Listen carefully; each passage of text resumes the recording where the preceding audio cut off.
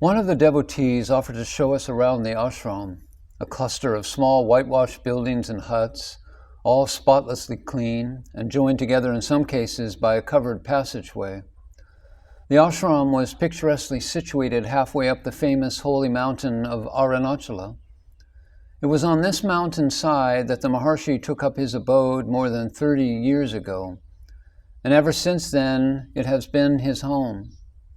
He was, at the time of my visit, about 50, but looked older, owing no doubt to the privations and austerities practiced in early life.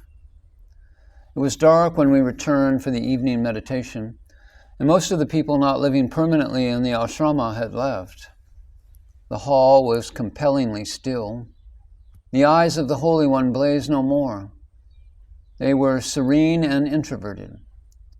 All my troubles seemed smoothed out and difficulties melted away. Nothing that we of the world called important mattered. Time was forgotten. Life was one in its many aspects. Late the next afternoon, my friend had to return to his home, leaving me behind in charge of my elderly servant, a fatherly and trustworthy man who saw to it that the water and milk were properly boiled, and that on my return each night from the ashram, a suitable meal was waiting for me at the traveler's rest house. From that time onwards started a routine that was to be the same for many weeks. The rickety cart would turn up at 6 in the morning. It took me up to the ashram and came back again at 7:30 in the evening for the return journey. I soon acquired a technique of balance that promised safety, if not comfort, and the drive lost most of its original precariousness. However, it was not very peaceful owing to the small insect life inhabiting the straw on which I had to crouch. Up at the ashram, I was given a small hut, 7 feet by 7, for my use during the day. In it were a wooden plank, a chair, and a table, on which were a basin, towel, and soap. Not luxurious, but the thought and care with which it had been provided touched me more than I can say. However, being a European, my bones were not accustomed to wood unrelieved by a mattress, and the midday rest taken after the noon meal was hardly one so far as I was concerned. There were 2 chief meals, one at 11:30 in the morning, and the other around 8 in the evening. I ate with the others at the morning. The food was more or less the same at both: rice, with an assortment of vegetables and milk curd. Everybody sat on the floor in front of an individual strip of banana leaf. They gathered in the hall. Most people were quiet and taken up with their own thoughts. But sometimes there were visitors, traveling monks or devotees who came for the Maharshi's blessing, and they would sing sacred songs and tell allegorical tales. Among those who turned up at the ashram for a short stay was an American author whose books and translations of Tibetan manuscripts are well known, a Mr. Evans Wentz, and we had many enlightening talks, and I was glad of his presence for another reason. Asking questions in the open hall was rather an ordeal, but backed by him, I lost some of my diffidence.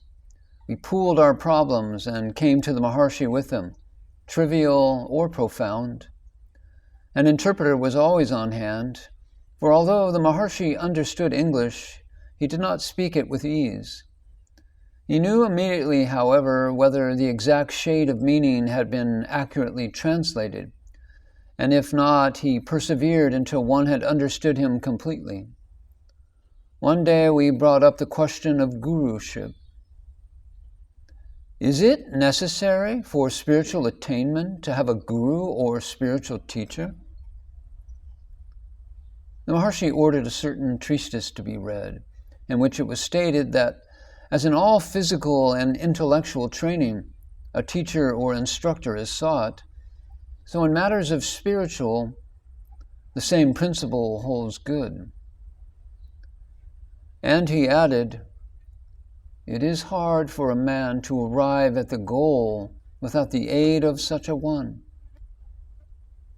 But I turned to him and said, "But you had no guru." A rustle of shocked horror ran through the hall, but the Maharshi was not in the least disturbed by my audacious remark. On the contrary, he looked at me with a twinkle in his eye. Then he threw back his head and gave a joyous, wholehearted laugh.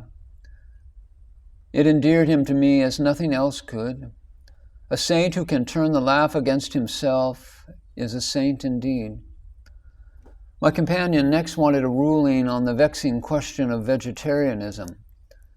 Everyone had something to say about that.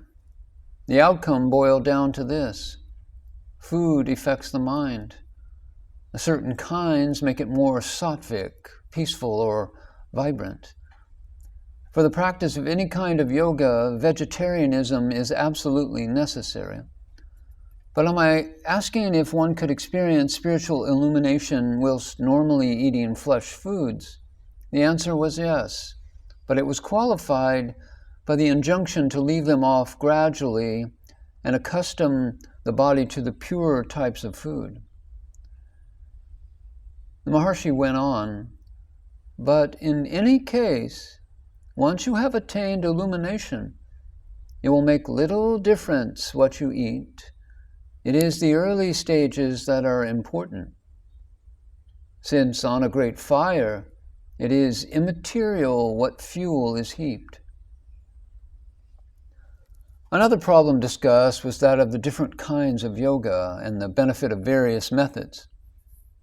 The Maharshi said that in the end there was only one approach to the goal, and that was through the realization of what the self is.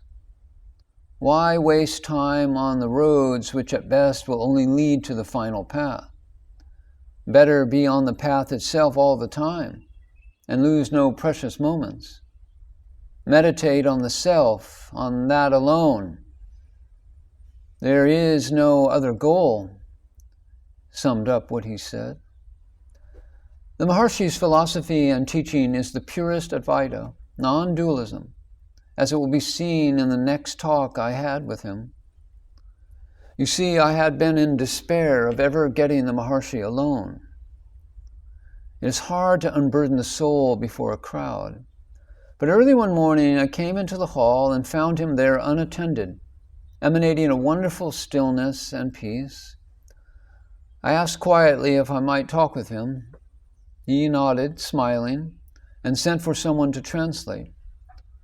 On the arrival of a devotee, I put my first question. What are the hindrances to the realization of the true self? Memory, chiefly, habits of thought, accumulated tendencies. How does one get rid of these hindrances? Seek for the self through meditation by tracing every thought back to its origin, which is only the mind. Never allow thought to run on. If you do, it will be unending. Instead, take it back to its starting place, the mind. Do it again and again.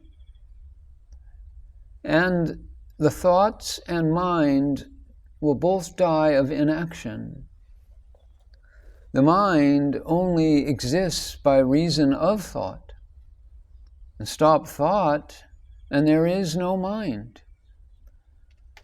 As each doubt and depression arises, ask yourself, who is it that doubts? What is it that is depressed? Go back constantly to the question, who is the I? Where is it? Tear everything away until there is nothing but the source of all which is left. And then live always in the present and only in it. There is no past or future except in the mind. how can I help another with his or her problems and troubles? What is this talk of another? There is only the one. Try and realize there is no I, no he or she, no you, only the one self, which is all. If you believe in the problem of another, you are believing in something outside the self. You will help better by realizing the oneness of everything than by any outward activity.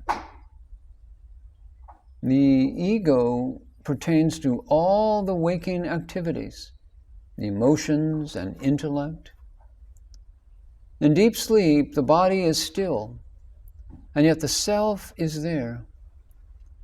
It is the distracting active mind that veils the real self.